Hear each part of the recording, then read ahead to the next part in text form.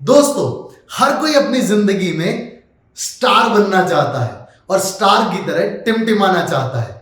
पर अगर मैं कहूं कि तारे सच में टिमटिमाते नहीं, वो हमें सिर्फ बुद्धू बनाते हैं, तो आपको कैसा लगेगा?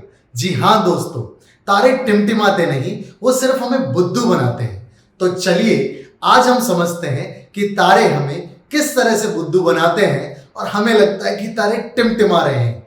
तो उसे समझने के लिए हमें फिजिक्स के बहुत एक सिंपल से फिनोमेना को समझना होगा और इस फिनोमेना का नाम है रिफ्रैक्शन ऑफ लाइट।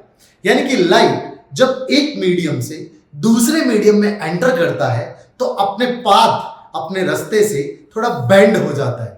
इसी बेंड होने के फिनोमेना को कहते हैं रिफ्रैक्शन ऑफ लाइट। यहां पर हम एक एग्जांपल की हेल्प से समझते हैं। मान लीजिए कि ये दो मीडियम है, ये मीडियम नंबर 1 है और ये है मीडियम नंबर 2।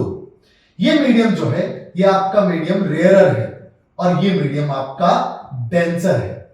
ये मीडियम जो रेयरर है यानी कि ये विरल है और ये जो डेंसर है इसे हम कहते हैं हिंदी में सघन। तो ये दोनों मीडियम को अलग करने वाला लाइन है। यहां से जब लाइट आता है तो लाइट इस पॉइंट पर इंसिडेंट होता है यानी कि टकराता है। लाइट सीधा आ रहा है, इसे सही में तो सीधा जाना चाहिए था, पर ये थोड़ा बेंड कर जाता है। और बेंड किस तरह से करता है? ये नीचे की तरफ बेंड हो जाता है।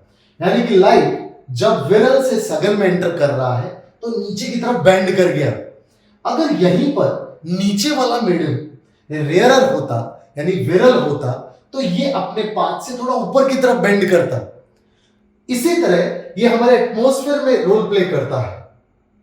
हम इसको समझने के लिए मानते हैं कि ये हमारी अर्थ है और ये अर्थ के चारों तरफ का एटमॉस्फेयर।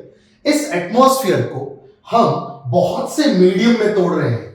जैसा मैंने पहले बताया, ये मीडियम 1, ये 2, ये 3, ये 4, यानी कि आप बहुत से मीडियम में तोड़ सकते हैं। जब नीचे से ऊपर की तरफ जाते हैं तो लगातार मीडियम विरल होते चले जाते हैं और स्टार हमसे बहुत ज्यादा दूर होते हैं। वहां से बहुत कम लाइट हम तक आती है। जो भी लाइट हम तक आती है वो इस तरह से स्ट्रेट लाइन में आती है। ये लाइट जैसे ही हमारे एटमॉस्फेयर में एंटर करती है तो सबसे पहले वो विगन मीडियम यानी कि थोड़ा सा डेंसर मीडियम में एंटर कर रहा है तो अपने पाथ से बेंड हो जाता है। फिर से बेंड होगा क्योंकि फिर से डेंसर है, फिर से डेंसर मीडियम है। लगातार डेंसर मीडियम होते हुए ये बेंड होता चला जाएगा। तो जो भी व्यक्ति यहां खड़ा होगा उसे लगेगा कि ये लाइट सीधी एक पॉइंट से आ रही है, यानी कि उसे लगेगा ये लाइट यहां से आ रही है और उसकी आंख को लगेगा कि स्टार की सिचुएशन ये है। इसी तरह से ये जो मीडियम है ये फिक्स तो है नहीं, लगातार हमारे एटमॉस्फेयर का टेम्परेचर एंड प्रेशर चेंज हो रहा है, यानी कि ये मीडियम लगातार बदल रहा है और ये बेंड होना जो है ये भी लगातार बदलता रहता है। तो हमें इस स्टार की पोजीशन रियल में कभी भी पता नहीं चलती। अभी लग रहा है हमें यहां है, थोड़े फ्रैक्शन ऑफ सेकंड बाद लगेगा यहां है, फिर फ्रैक्शन ऑफ सेकंड के बाद लगेगा यहां, यानी कि लगातार पोजीशन बदलती नजर आएगी और इस तरह से हमें लगेगा कि स्टार जो है वो टिमटिमा रहा है, यानी कि तारा टिमटिमा रहा है।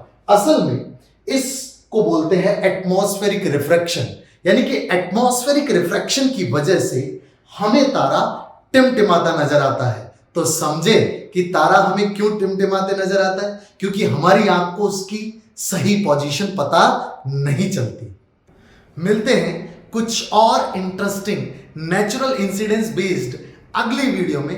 तब तक बाय बाय।